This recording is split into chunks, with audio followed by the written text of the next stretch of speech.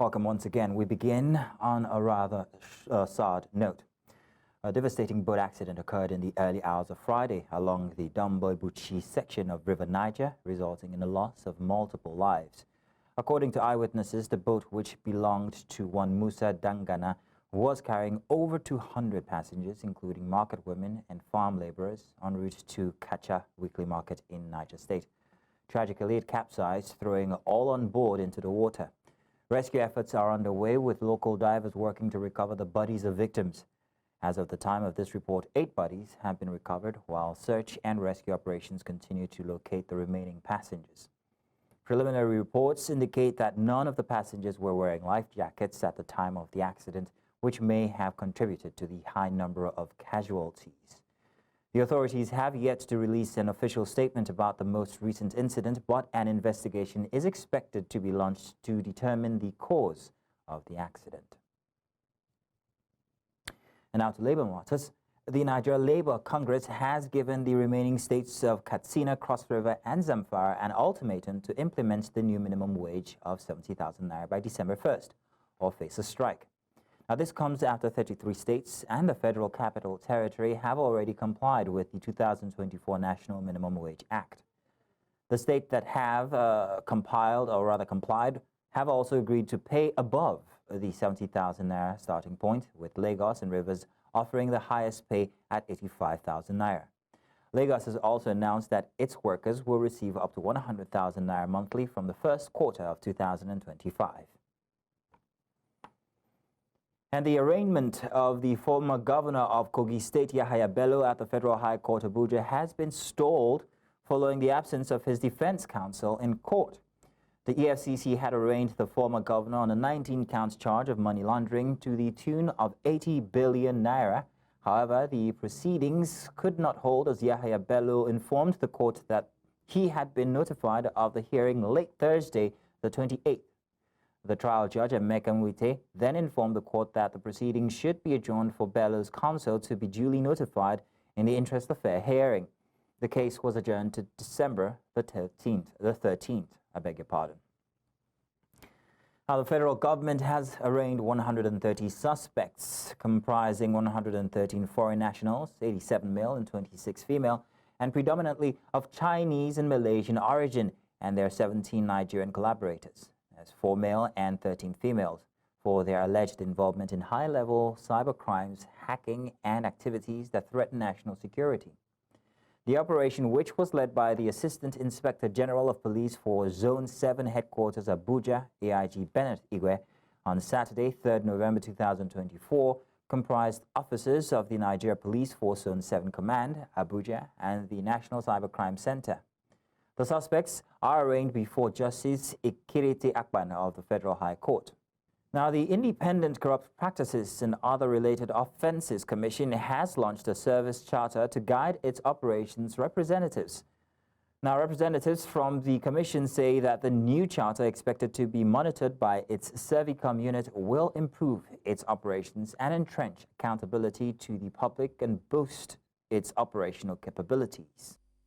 ICPC having a Servicom unit is very critical because it will help, regulate, it will help monitor, it will observe, and even engage management, engage, our fellow colleagues, make them part of the whole process of providing quality service to Nigerians, to citizens of Nigeria. The service charter is a document that outlines our obligations to the public and the timelines for meeting these obligations, and the public obligations to us as well, so that we can be held accountable for delivering good service.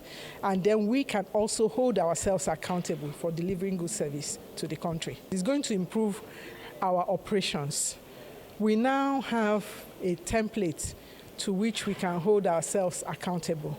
Of course, if we are not meeting up to the standards we set for ourselves, we will query ourselves. So it's going to improve our operational services, our administration, our procurement, and all our services all around. Every organization, every MDA has a target. They have a mandate, and it's important that they must have targets. And how they meet up these targets of their service is by working in accordance with their mandate and the timeline. And to achieve that timeline, there must be the cervical unit that be able to monitor, and at least to some instances that the mandate given to the MDA is achieved within the timeline that is so created or been has to perform and deliver. Technology has the potential to enhance democratic processes and human rights by promoting transparency and accountability. Now, the conversation around technology and the continent's political space was brought to the fore once again at a conference organized by Budget and Enough is Enough Civil Society to highlight the importance of leveraging technology for Africa's political engagements. The Central's Somolola Ololade has more in this report. In recent years, technological advancement in democratic processes have played a significant role before, during and after elections. While the rise of new media and active citizen engagement may have further promoted democracy, emphasis is placed on the importance of using technology responsibly to achieve the desired results. Leveraging technology for developmental solutions in education, in healthcare, and governance can drive lasting progress. And I think that by using technology responsibly and innovatively, we can empower individuals, we can strengthen institutions, we can transform political action into a force for real development in Africa. However, the Technology, New Media, Citizens and Governance Conference created an opportunity for all relevant stakeholders to gather and deliberate on the significant role technology plays in Africa's democratic process. The role that technology plays, there is a role that new media play, there is a role for government and governance, right? But in the mix of all of that is the people, either citizen as a citizen on the demand side or citizen as people in government, right? How well are they using all of these tools to be able to advance the cause of democracy in Africa? In an age where political engagement, particularly elections, is increasingly data-driven, leveraging technology to generate accurate data remains critical to promoting transparency and accountability in governance. Technology on its own is not going to make a country.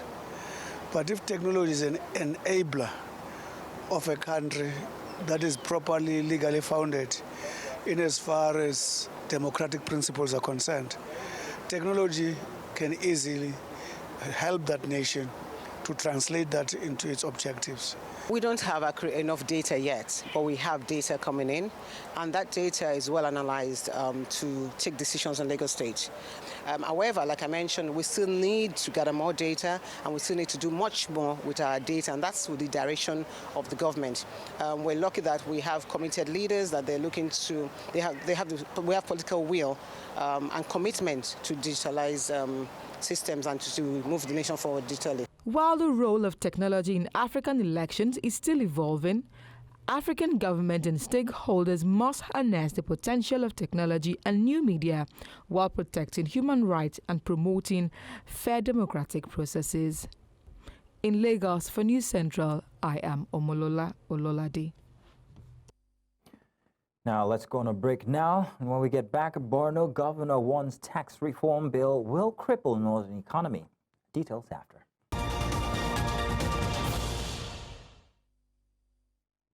Let's track back now on our previous story for democracy in Africa and leveraging on technology, as we are going to extend that discussion as we're joined by Executive Director, Not Too Young to Lead Initiative, Elvis Akpobi. Elvis, thank you for joining us this afternoon.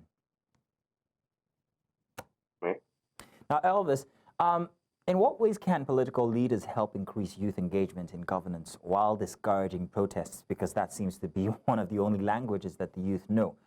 What help could they get? In the word of my very good friend, Hamzat Lawa, young people have been protesting, even beyond the physical protest. Young people have been protesting in their mind, owing to the fact that they've been excluded. And for have peace, we must include all strata of actors and non-actors in our society. And today, we've had the advocacy for inclusion have come on board, but it seems as if the Not Too Young to Run bill was signed into law. Then there was an increment in the prerequisite in getting tickets, party nomination form, increment in party nomination form, and other things. So for me, I still believe that the political players at the moment, the older generation, they still don't want to give the young people that space, owing to the fact that it seems as if back in Africa, politics seems to be a career, it's not something to really want to, make impacts to develop a particular space or a particular area. So it seems as if it's just for business and transactions. So there's this blockage for young people to come in.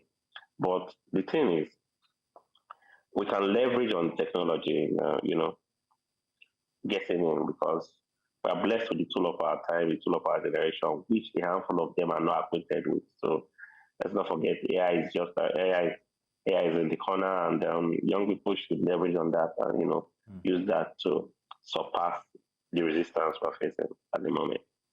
So in my previous question, I made mention of the fact that protest might be the only language that young people know.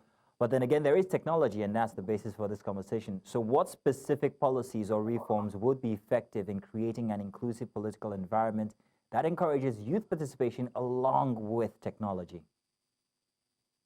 Okay. Our electoral process today, the electoral umpire should, develop more on the use of technology, because oftentimes when elections take place, the young people, they don't, there's this, the actions of the electoral umpire dampen the enthusiasm of young people, like our votes will not count, we're always seen during campaigns, media hype and all that. But if we subscribe to electronic voting, and what is being voted reflect the results, you see a lot of young people getting on board, mostly in governance and politics.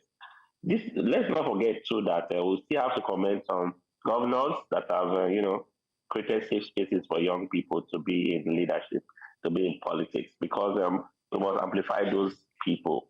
Even President Bola Ahmed Tinubu did that too with the young. If you check the Minister of Youth today, the young person who's in sick with our need.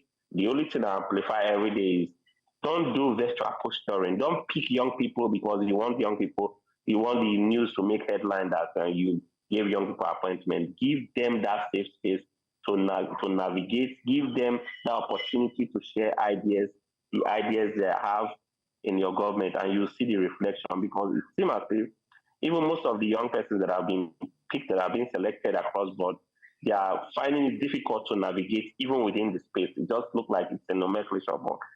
I believe every leader, be it a governor or the president, that have appointed young persons to be in their executive, to be their aides and all that, should give those young persons that liberty to network, to build on their initiative that will reflect their administration. And when young people start seeing their peers growing politically, navigating from one sphere to the other, there will be this appetite to want to get involved in leadership of our country and of the continent. Interesting that you should speak about peers, and when they see that they've got their peers in governance, and that encourages them. Now let's take a look at the Nigerian youth as against the youth from other Western countries that have leveraged on technology to be able to push democracy. How far back is the Nigerian youth? Oh, for me, my opinion is a very difficult time to be in Nigeria youth, owing to the fact that if you don't have the right surname, you don't live in the right eyebrow area, it's not about what you know, but who you know as a Nigerian. And that has been an hiccup towards growth and development of the Nigerian youth. Until we create equal spaces where young people can, bring on the table what they have, and they are being selected devoid of bias like ethnicity, religion, social strata. It's still going to be difficult for young people to navigate. For me, I would say we've not had it right as young Nigerians, but Another thing where I think we are blessed with as Nigerians, with or without the resistance of the political class, Nigerian youth are still betting witty initiative across Africa. Nigerian youth are still raising the bar in every strata of, life, from content creation, from sport, from agriculture, and all that. You always see that Nigerian youth, they're always at the aim of affair. In our officer, we just had a Nigerian who came up, is it second runner up in Miss Universe. We've had other young people who have even like I've always said in every platform I find myself that the Western country, they are being grown with the potentials of Nigeria youth whose potentials were not harnessed in Nigeria, but a handful of them had to escape the country. And the Western world knows how important these potentials are, and they are growing their country with these potentials, which for me is not so good. Bringing back the topic of protests now, what's the relationship between the Nigerian youths and protest when it comes their propensity for protest when it comes to representation inside of governance? Well, protest as it is seems as if is the only slogan the political class seems to be listening to. The moment you see a handful of young people gather to want to agitate for what they really deserve, you see policymakers, stakeholders running from pillar to post, trying to play this divide and rule politics just to, divide whatever agenda they have. For me, there were specific cases where protests have been used to hijack to cause violence, disrupt government properties, which I have found at. But in a democratic setting, there's always need for protest. But every young person, those that seem to want to protest, should be strategic in protesting. And aside that, too, there's still need for dialogue. I want to urge every leader, every policymaker, be you a governor, a president, that without the people, you will not be there. And today, the people, young people, make up large mass of the population of the people of our country, Nigeria. So there's always room for dialogue, because when you teach when you tell young people, when you deprive them of their rights, they go for it negatively, and that's why you see protests always come up. So in shorthand, if there was more representation in governance, would we have less protests? I wouldn't say so, but there's need for more representation in government. Just give us that enabling environment. In as much as we want young people, let's ask ourselves, are these young people being recruited? Are they recruited based on capacity, competence, and proven track record, or they are recruited based on who they know, not what they can do? Then when they are being recruited, do they give them the space to, share ideas in the administration, in every administration? They have, I know Nigerian young Nigerians are blessed with ideas. Those that have given them the privilege to be on the table where policies are being made, do they give them the opportunity to navigate, or they look them through the lens of this person is a greenhorn, we don't need to put him through, or maybe he's moving too fast and all that?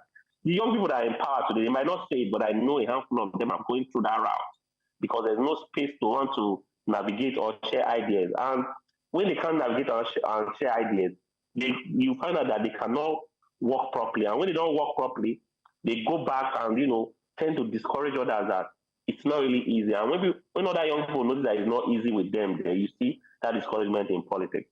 All right, then. Well, Mr. Akwa, we want to say thank you very much for joining us this afternoon on the news. Thank you. Thank you for having me. Moving on, Ngozi Okonjo-Iweala has been reappointed as the Director General of the World Trade Organization. This is her second term in office. Her present stint will end on the 31st of August 2025. She was first elected as the WTO DG on February 15, 2021. Okonjo-Iweala, the first woman and the first African to head the WTO, was the only candidate in the race and had been all but assured a second term. The 70-year-old Nigerian's reappointment was approved by consensus during a special meeting of the organization's General Council held behind closed doors. And Borno State Governor Babagana Zulum has voiced strong concerns over the proposed tax reform bill, warning that it could have devastating consequences for the northern region and other parts of the country as well.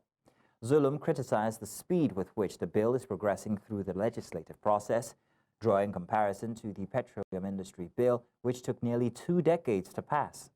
The governor alleged that the bill is structured to disadvantage certain regions of the country. Zulum further alleged that some individuals might be influencing President Bola Tinubu into believing that the North does not support his administration.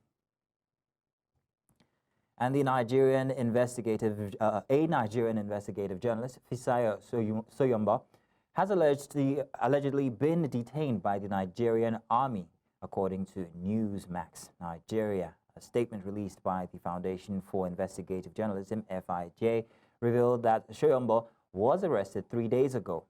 The statement said the 6th Division of the Nigerian Army in Port Harcourt has been detaining our founder, Fisayo Soyomba, 3 days running. To security matters now.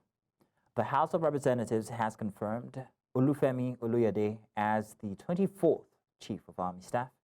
This followed the presentation of a report by the chairman of the House Committee on Defense, Babajimi Benson, following the screening of the acting Army Chief by the House Joint Committee on Army and Defense.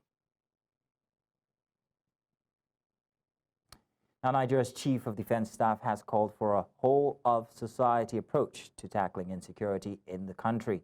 The defense chief made this call as he presented a keynote address at the 6th edition of the Security and Emergency Management Awards 2024 in Abuja, where he called for a partnership between citizens and the army for the armed force and security agencies in Nigeria. Now, several keynote speakers, including the Director General of the Voice of Nigeria, called for the support of citizens to help crush criminality, insurgency, and banditry in the country. The event was organized by the Center for Crisis Communication, several other stakeholders in the security sector, and had in attendance representatives from security, emergency, and intelligence agencies. The armed forces, the security agencies need the support of the populace who are everywhere, because between the armed forces, the security agencies, and the terrorists, the insurgents, and the bandits, we are trying to win the hearts and minds of the people. Thus, a whole society effort that brings together every segment of our nation is needed to build lasting peace, security, and progress. This can only be achieved by integrating our collective expertise, resources, and influence of various stakeholders with a view to creating a resilient framework for both security and emergency management strategies through civil-military relations.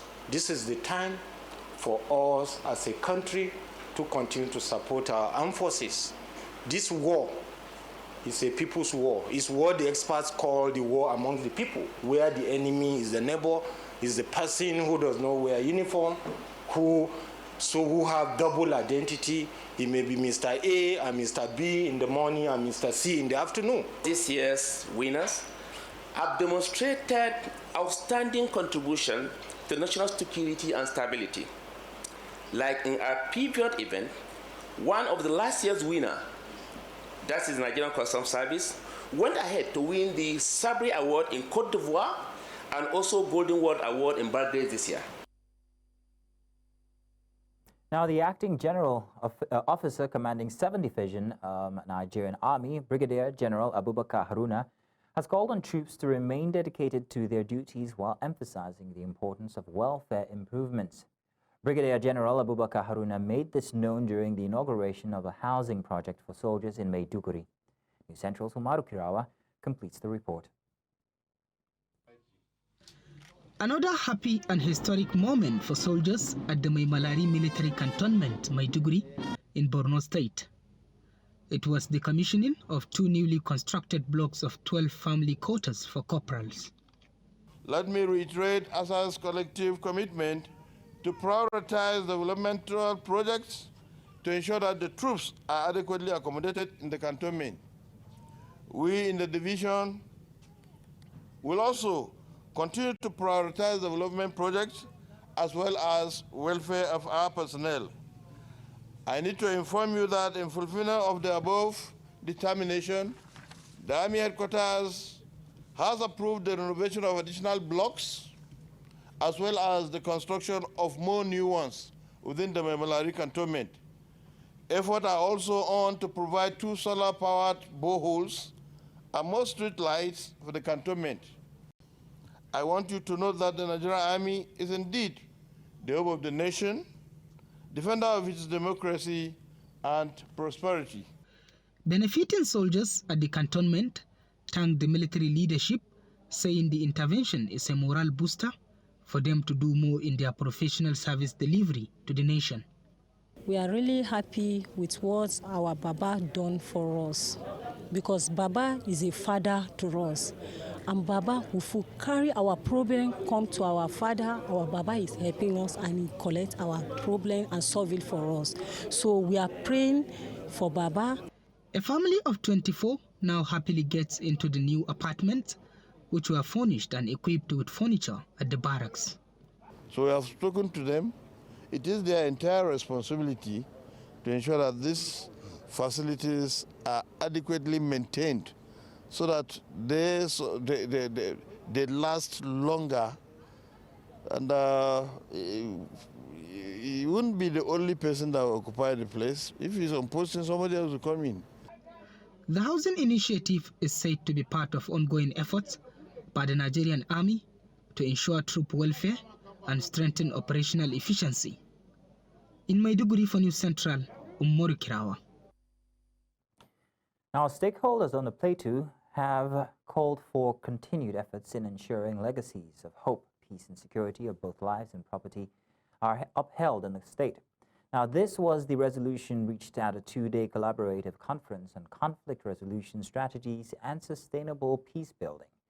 News Central's Chizabani Anwe tells us more in this report. Conflict resolution is a term seen as one key aspect of erasing the many bloodbaths in Plateau State that have taken thousands of lives since the very first in 2001 until a few months ago when relative peace seems to have been achieved in the state. Many flag Solomon Lar of blessed memory as one of the beacons of peace in the state, chosen to be honored at this seminar on conflict resolution. Solomon Lar was the first civilian governor of Plateau State and the first national chairman of the People's Democratic Party in 1999. Was a good man. He left a legacy for us on the plateau and indeed in Nigeria. Let's not allow our diversity to be a weakness. It should be a strength to all of us. If we do that, it will help us to grow and to be united. We will continue to preach the peace, love, and unity message of Baba. And these were his last words. 3, tell Plateau people they should live in peace, love, and unity. And after some rest, he said, Mama, tell Nigerians to uphold peace, love, and unity. At the event organized by the Political Science Department and the Center for Conflict Management and Peace Studies, University of Jos, in collaboration with Solomon and Mary Lar Foundation, some advocates called for measures that will promote peace and national integration. The ultimate goal of our center is to produce good governance, and I will not only promote peace, but encourage and accelerate development and open up doors of opportunity for every person in the society. Our desire is that if we have the support too, we can think of Center for Integration. We look at key leaders in the Middle Belt, key leaders in the Core North, key leaders in the South. What are they done to integrate Nigeria? As responsible leaders in our own right, wherever we see conflict, even if it is between individuals, even if it is in the garage, even in the market square, please, we should make attempt and good effort to make sure that that conflict is being brought to an end. If gatherings such as this are held at intervals, issues of violence and chaos will be a thing of the past and Plateau will bounce back to the home of peace and tourism it is known for. In Jos for News Central, Chizoba Anyui. And in response to an earlier story, the headquarters 6th Division Nigerian Army says it has noted with utmost concern an allegation making the rounds on social media that the Nigerian Army detained an investigative journalist in Port Harcourt. The division said it has scaled up its anti-illegal oil bunkering operations with huge operational success recorded. It also said the troops trailed the criminals to an illegal oil bunkering site. In a subsequent operation carried out, troops swooped on the site where arrests were made, including one Fisayo Soyombo, who was also arrested at the scene. Now, the Army said the suspects are currently undergoing preliminary investigation to ascertain their level of involvement or otherwise. And in more news, Delta State now, the Delta State Governor Sheriff Owerri declared that one of his administration's priorities is to make the state a magnet for investors. Governor Owerri made this statement during the presentation of staff of office to Professor Epiphany Ezinge, the Asagba of Asaba, at Ogoku Abahaba. He called on all indigenes of Asaba to give their maximum support and cooperation to the new Asagba, noting that the Asagba has done well in ensuring that there was mutual understanding and harmony in the succession process leading to his election and subsequent enthronement. Let me begin by congratulating His Royal Majesty Epiphany Ezinge SAN, ON, the Asagba of Asaba, for his successful ascension to the throne of his forefathers. It is my joy and pleasure to be part of this occasion, which speaks powerfully to the rich heritage and culture of the Asaba Kingdom. It is therefore imperative that you maintain an open door policy and be willing to extend the hand of fellowship to all and sundry, which is essential for peace and unity. When people have a sense of belonging, they will gladly key into your administration's agenda. Rest assured that Delta State government, under my watch, will continue to partner with you and other traditional rulers in the state for the enactments of people-oriented laws and policies necessary for the prosperity, peace, and progress of all. Welcome back. Families of miners trapped on the ground are protesting, demanding an urgent action for the rescue of their loved ones. They're expressing their frustration over what they call a slow and inadequate response to the crises. Many have waited anxiously for news about their relatives for days. The protest coincides with a visit from the Minister of Police, Senzo Nkunu, who is in Stilfontein to pave way forward on the rescue mission. However, families voiced their dissatisfaction with the minister's remarks, stating they need more than words, they need swift action and a clear timeline for the rescue. We're being joined now by our South Africa correspondent, Bongani Sisiba. Bongani, good afternoon. Thank you very much for joining us this afternoon on the news. If you'll please bring us up to speed with the situation there, please.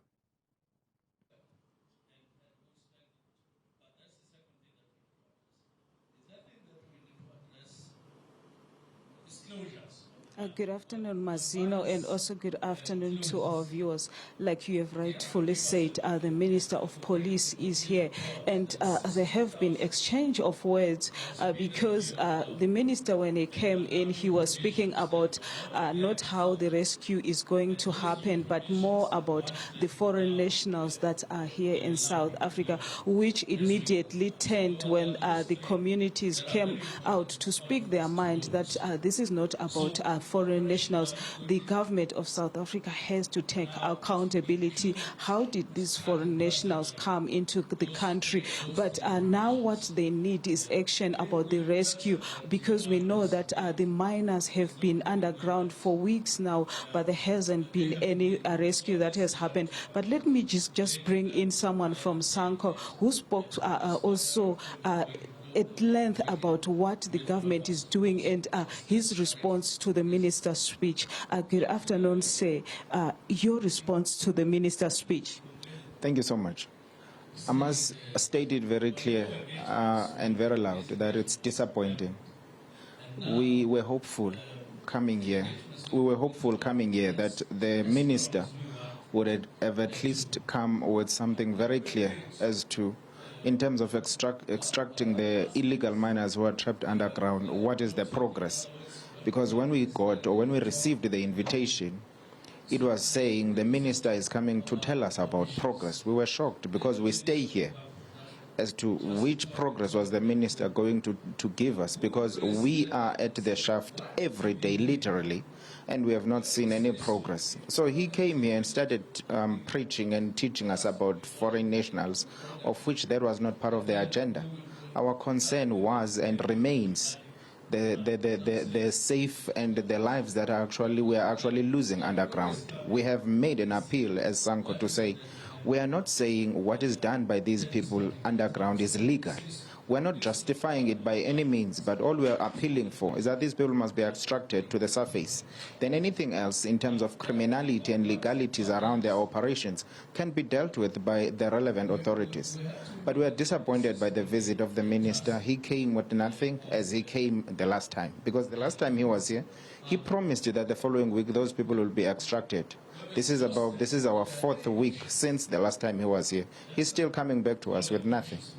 But what's the way forward now? Because the minister is going to go, and so far he has said nothing.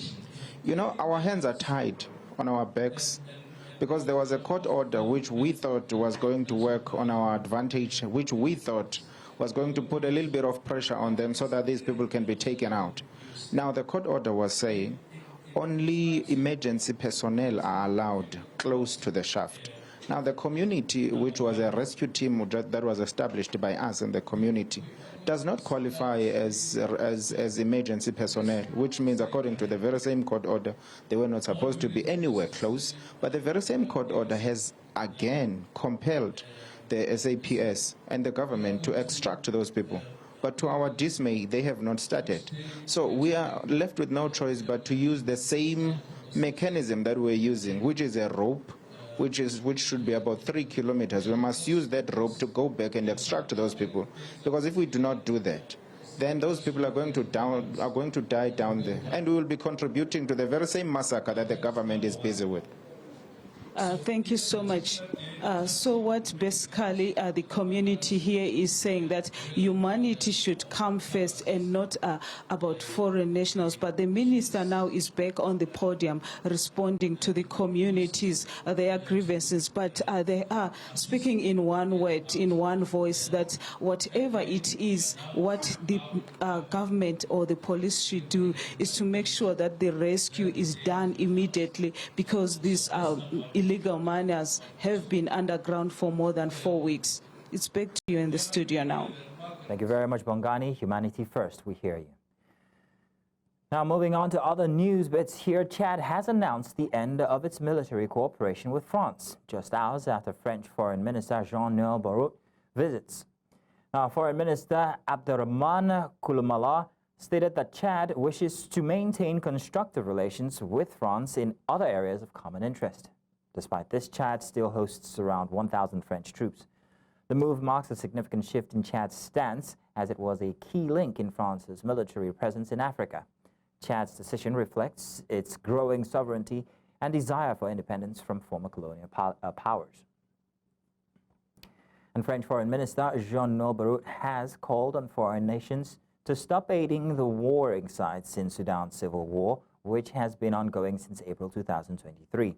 The conflict between the army and the rapid support forces has led to accusations of war crimes and has resulted in the deaths of tens of thousands of people and a displacement of over 11 million.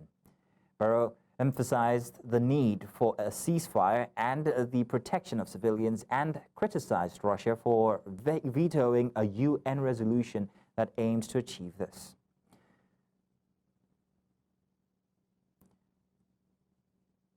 Now, the United Nations estimates that over half of Sudan's population, approximately 25 million people, are facing acute hunger due to the ongoing conflict. This situation is further complicated by foreign intervention, with both sides receiving support from external powers.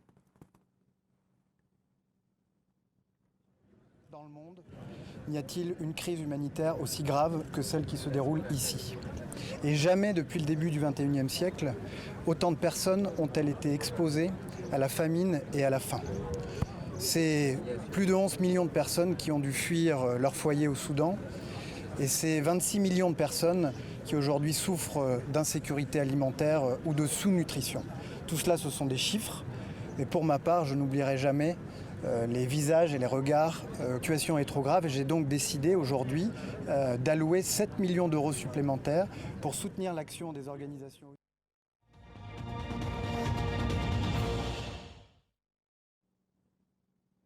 And now sports. Following their outstanding performance in the outgoing year, William Troost-Ekong, Ademola Lookman, Paul Onachu, and also Asisa Oshuala have been nominated for the FIFA Best Awards. Now, expectedly, Lookman made the list for the Team of the Year alongside Ekong. Southampton attacker Onachu was also nominated for the Puskas Award, while Oshuala will compete for honors in the Martyrs Award. The winner of the FIFA Fan Award will be chosen entirely by fans, while an expert panel will decide the recipient of the FIFA Fair Play Award.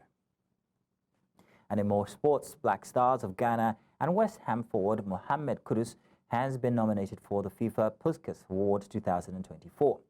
Kudus is among the 11 players announced on Friday by the World Football governing body, FIFA, nominated for the award. The former Ajax player was nominated for his strike against Freiburg in the 2023-24 UEFA Europa League Cup on 14th March 2024. Also nominated for the Puskas Award are Alejandro Garnacho of Manchester United and Argentina, and Italy and Inter Milan left-back Federico Di Marco. The Best FIFA Football Award 2024 will take place in January of 2025.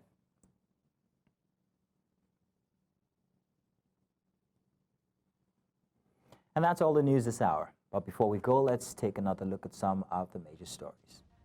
Now, dozens of people have been feared dead in River Niger boat accident, and Borno State Governor has warned that tax reform bill will cripple northern economy. We also told you that France has called for end to foreign intervention in Sudan's civil war.